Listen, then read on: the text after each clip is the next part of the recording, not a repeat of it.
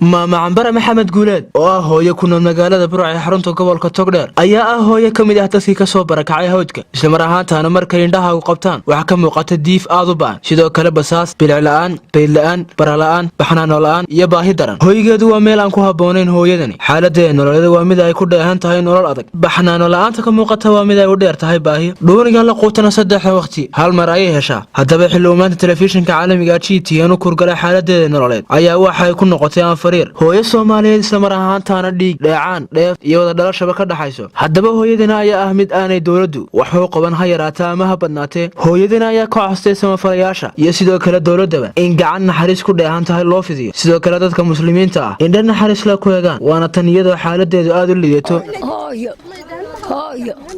baraka waana dadka dawladuna waxay tiri soo galay Mareykan tahay ninkan xaruura maraya isiye midka kale ma wala shabaya waxa weeye rafaadna waa ii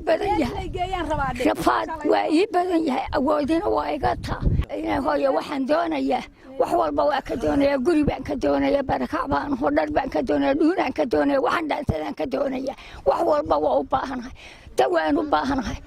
عجمه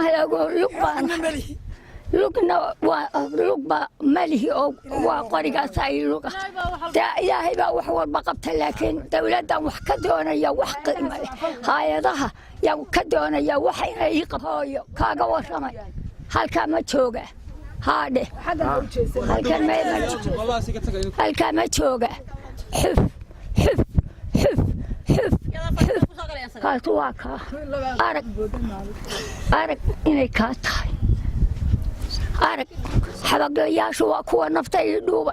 وكان ثلاث كتوكن كريوي وكان كسيحن كريوي حبق له وكان نفتي يقول دقاقي عن دولة عسوكا وحوالبا هوي وانبر هالكاساي برا وعبد الرحمن عيسى تلفزيون عالمي GTN مقالة برعو.